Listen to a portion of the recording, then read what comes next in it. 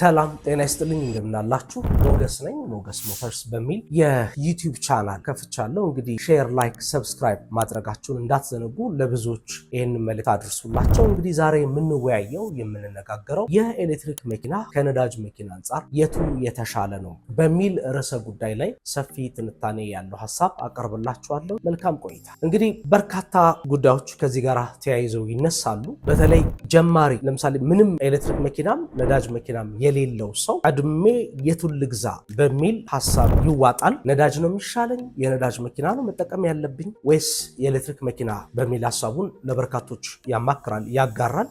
ሁለተኛው ደግሞ የያዘውም ከጅምሩ እየነዳ ያለው የነዳጅ መኪና ነው። ነገር ግን 2 ወይም 3 ዓመት ተገልግሎበታል፣ ተጠቅሞበታል። ለመቀየር ሐሳብ አለው። ደግሞ በአንድ በኩል ሲያስበው የሚቀየረው ኤሌክትሪክ መኪና ነው። ስለዚህ ኤሌክትሪክ መኪና ሪሊ እንደው አሁን ደግሞ ስንመለከታቸው በስተዋል፣ እየተበራከቱ መጥተዋልና ይህንን መኪና በጣም የምወዳት መኪና ነች። ብዙ ጊዜ ከኔ ጋራ ቆይታለች። ሸጬ ኤሌክትሪክ መኪናን መግዛት እውነት ትክክለኛ ውሳኔ ነው በሚል ሐሳቡን ያማክራል፣ ከራሱ ጋራም ይማከራል። ግን የትኛው ትክክል የሚለው ላይ ብዙ ጊዜ የመምታታት ሁለት ሐሳቢ መሆን ነገር ስላለ ነው። በሶስተኛ በርካቶች የሚያነሱት ኤሌክትሪክ መኪና በኢትዮጵያ እንግዲህ ተፈቅዷል፣ የነዳጅ መኪና ደግሞ ተከልክሏል እና ስለተከለከለ ኤሌክትሪክ መኪናን መንዳት መጠቀም እንደ ግዴታ የሚመስል ምርጫን የማጣት ነገርም ያነሳሉ። ዞሮ ዞሮ እንደየኬዞቻቸው እንመልከት። ዋና መነሻችን የነዳጅ መኪናውም ቢከለከልም ቀድሞ የገቡት አሁንም ያሉ እጃችን ላይ ናቸው ያሉ። ነገር ግን ባይከለከልም ደግሞ እንደ አማራጭ ልናይ የምንችልበት ሁልጊዜ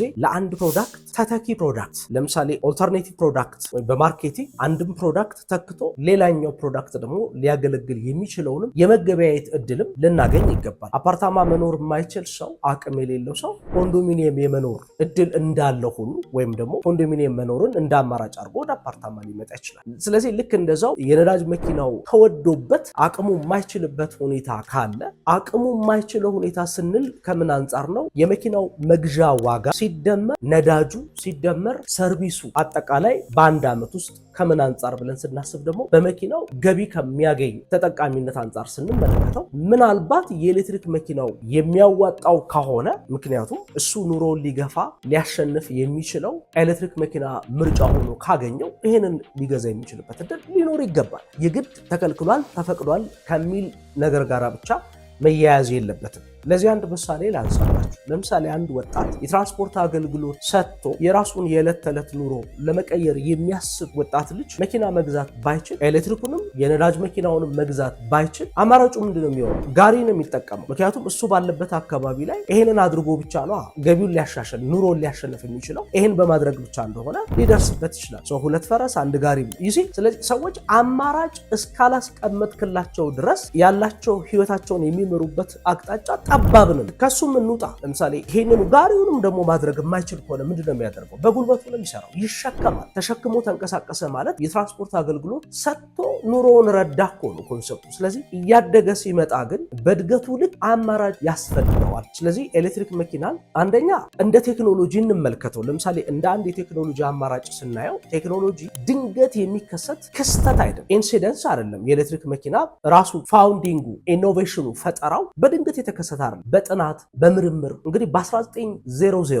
ሊያውም 1832 ድረስ ኤሌክትሪክ መኪና ሃንጋሪያዊ ቄስ እና ኢንጂነር ፈጥሮት ጋሪ ሰርቶ ነበረ። ከዛ ሞሪሰን አሜሪካዊ ደግሞ 1900 ላይ አሻሽሎ ወደ መኪናነት ቀይሮታል። በወቅቱ መጠቀም መገልገልም ተጀምሮ ነበረ። ነገር ግን ሄንሪ ፎርድ በርካታ የቲ ሞዴል ያላቸውን መኪኖች በብዛት የነዳጅ መኪኖችን አምርቶ ምክንያቱም እሱ በወቅቱ በጣም ትልቅ አሴምብሊንግ ላይን ከፍቶ ስለነበረ ያንን አሴምብሊንግ ላይን ላለመክሰር እነዚህም በርካታ መኪኖች አምርቶ ለገበያ አቅርቧል። ኤሌክትሪክ መኪኖቹ በዚህ ምክንያት የገበያ ጫና ስለደረሰባቸው ከገበያ ለመውጣት ተገደዱ እንጂ ተመልሶ በዚህ በ21ኛው ሴንቸሪ አግሬሲቭሊ የዓለምን ሐሳብ ባስቀየረ መልኩ የሊቲየም አየን ባትሪን አምርቶ ወደ ኤሌክትሪክ መኪናነት መቀየር ቀላል ሂደት እንዳይመስላችሁ።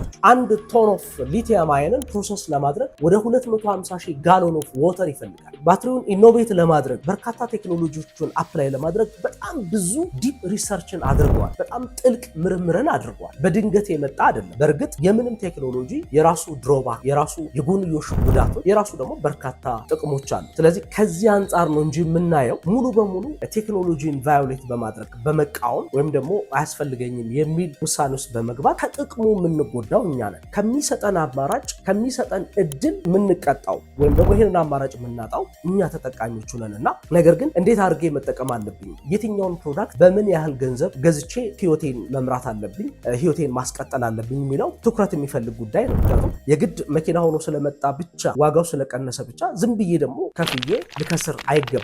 በባለሙያ መመርመር፣ መፈተሽ፣ ምን ሰርቼ ምን አገኝበታለሁ የሚለው መጤንና መታወቅ አለብን። በጀት ጋር ተያይዞ ያሉ የሚወሰኑ ውሳኔዎች ናቸው። ከዛ ግን ደግሞ ከፍ ብለን እንመልከት። ለምሳሌ የነዳጅ መኪና ኖሮት እኮ እንደ አማራጭም አገልግሎት መጠንን ከማስፋት ኤሌክትሪክ መኪና በተጨማሪ ቢኖረው አንድ ሰው ነዳጅ መኪና አለው ግን ኤሌክትሪክ መኪና ደግሞ እንደተጨማሪ ቢኖረው ምንም ችግር የለው። ምክንያቱም ነዳጅ በሌለ ሰዓት እኮ ኤሌክትሪክ መኪናውን ደግሞ አስነስቶ መገልገል ይችላል። ስለዚህ ቴክኖሎጂ በመጣ ቁጥር ኑሯችንን የሚያቀል ምቾታችንን በተሻለ የሚያደርግ ከዛም በዘለለ እድሎቻችንን የሚያሰፋ እንጂ የሚያቀጭጭ አይደለም። ለምሳሌ ድሮ ካሜራ ታስታውሳላችሁ። ካሜራ ብቻውን በጣም ኤክስፔንሲቭ ነው። ጥቂት ሰዎች ጋር የሚገኝ ዲቫይስ ስለሆነ ለመዋስ ለመበደር እንኳን ቤታቸው ድረስ ሄደን ምንጠይቅበት፣ ለሚቀጥለው ሳምንት ለኔ ታውሰኛለህ ምንልበት ሁኔታ ሁሉ ነበር። ዛሬ በዘመናዊ ስልክ ውስጥ በጣም በተሻሻለ መልኩ ከካሜራ ባልተናነሰ የካሜራ አገልግሎት የሚሰጡ ስልኮች በመምጣታቸው እዛ ላይ ያለውን የቴክኖሎጂ ዳይቨርሲቲ ወደዚህ አምጥተን እየተጠቀምን ያለን። ስለዚህ በተለያየ አቅጣጫ ሁኔታዎች ታይተው ቢወሰኑ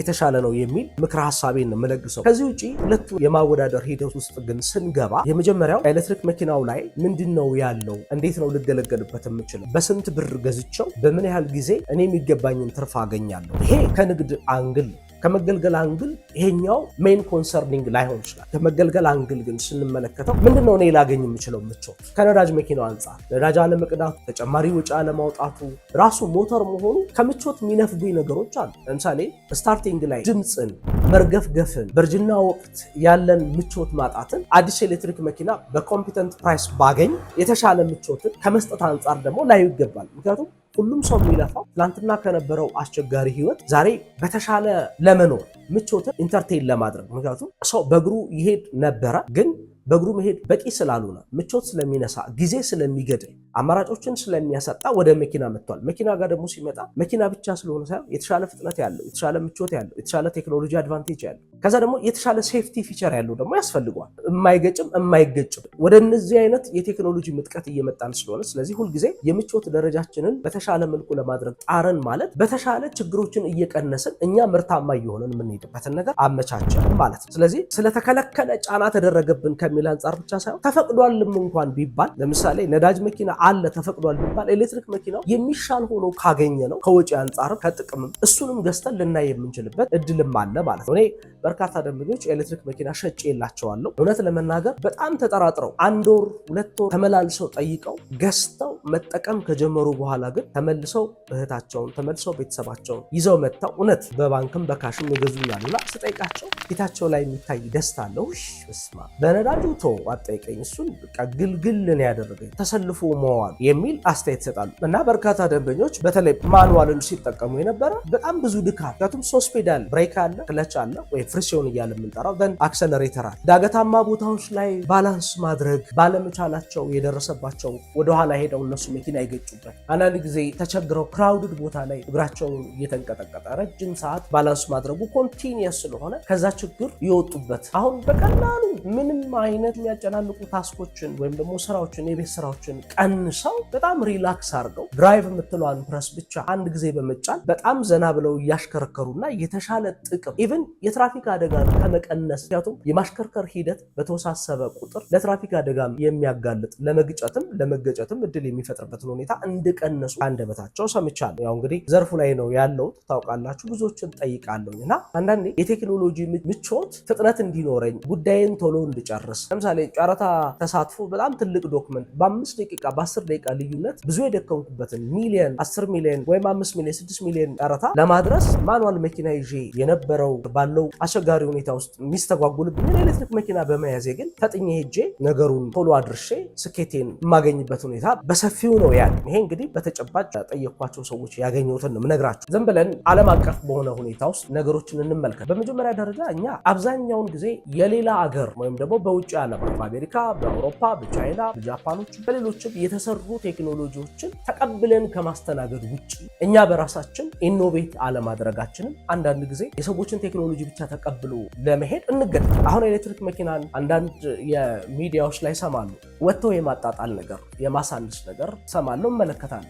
ይሄንን ገዝቶ ሊጠቀም እየተዘጋጀን ወጣት ይከለክላል። ምክንያቱም በአነስተኛ ገንዘብ ቀኑን ሙሉ ሰርቶ የተሻለ ትርፍ ይዞ ሊመለስ የነበረን ወጣት፣ ሊያድግ የነበረን የተሻለ ህይወት ሊመራ የነበረን አንድ ወጣት ከልክሎት የተዛባ ውሳኔ ውስጥ ሊያስገባው ይችላል። ስለዚህ እኛ ባልሰራንበት፣ ቴክኖሎጂውን ባልመረመርንበት፣ ባልፈተሽንበት ውስጥ መተቸትና አስተያየት መስጠት ቀላል ስለሆነ ብቻ በመናገር ሰዎችን ኮንፊውዥን ውስጥ መክተት ተገቢ አይመስለኝ። ባይሆን ባላቸው ገንዘብ የተሻለው ኤሌክትሪክ መኪና የቱ ነው ብሎ እውቀቱ ካለ ማማከሩና በቤታቸው በመኖሪያ ቤታቸው ቻርጅ ተጠቅመው ግልጋሎት እንዲሰጡ እነሱም እንዲጠቀሙ የሚሆንበት ሁኔታ ቢኖር የተሻለ። ለምሳሌ በሌላ ፐርስፔክቲቭ እንየው፣ ከመንግስት ጋራም ሊያያዝ የሚችል ሊሆን ይችላል። በሀገራችን በእርግጠኛነት እንደው በዚህ ሴክተር ላይ ያለ አካል ማንም ሊረዳኝ ይችላል። ሊቲየም አየንን ወይም ደግሞ ኤሌመንታል ሚኒራል ኤነርጂ ወይም ኃይል ሆኖ መውጣት የሚችልን ነገር ማይን ብናደርግ፣ ቆፍረን ብናወጣ፣ ብናበለጽግ ኤሌክትሪክ መኪናን እስከ መገጣጠም እስከ ማምረት ሊያደርስ የሚችል ከኢንጂኑ አንጻር እንደውም ኤሌክትሪክ መኪናው ላይ በተሻለ እድል ልናገኝ የምንችል መስሎ ይሰማኛል። ምክንያቱም ማይን ማድረግ ነው። በእርግጥ እሱ ቀላል ነው ማለት አይደለም። ኢትዮጵያ ግን የተሻለ መልክዓ ምድር ላላት የተሻለ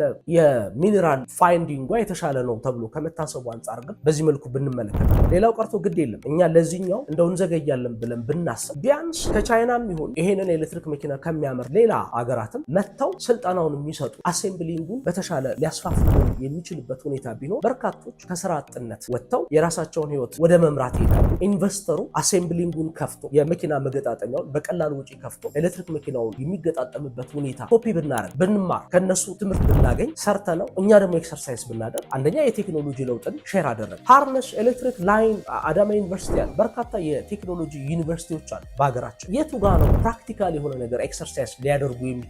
እንዲህ አይነት ነገሮች መጥተው ቲዮሪ ብቻ ኤክስፐሪመንታል የሆነ በፕራክቲካል የታገዘ ነገር ለመስራት ወደ አሴምብሊንግ ላይን ኢትዮጵያ ውስጥ ያሉ የቴክኖሎጂ አስፔክት የሚሰጡ የዩኒቨርሲቲ ተቋማቶች ይሄንን በተግባር አሴምብል የሚያደርጉበት እገዛ የሚያደርጉበት ለምሳሌ ሃርነስን የኤሌክትሪክ መስመር ዝርጋታን ቢያንስ እዚሁ ሀገር የሚሰራበት በር መስኮት መስታወት ቢያንስ እዚህ ሀገር የሚሰራበት የሚመረትበት ሁኔታ ቢኖር መኪናን የማምረት እናም ለደንበኛው ለገበያተኛው በዝቅተኛ ዋጋ ዶላር የምናወጣው ነገር እዚሁ ሀገራችን አምርተን ታክሶችን ቀንሰን የምናቀርብበት ሁኔታ እንዲመቻች እንደውም ኤሌክትሪክ መኪናው በተሻለ ተስፋፍቶ ቢመጣ ጥሩ ነው እላለሁ። በእርግጥ መወሰድ ያለባቸው ጥንቃቄዎች ከባትሪ ጋር ተያይዞ ከዲስፖዛል ከሪሳይክል ጋር ተያይዞ ዝም ብሎ ደግሞ ኳሊቲያቸውን ያልጠበቁ ነገሮች ወደኛ እንዳይመጡ የማጥራት ስራ ደግሞ በመንግስት በኩል ቢሰራ የተሻለ ነው እላለሁ። ስለዚህ ከኤሌክትሪክ መኪኖች ጋር በተያያዘ ተጨማሪ መረጃዎችን በዚህ መልኩ እያደረስኩኝ ስለምቀጥል ሼር ላይክ ማድረጋችሁን እንዳትዘነጉ። መልካም ቆይታ። አመሰግናለሁ።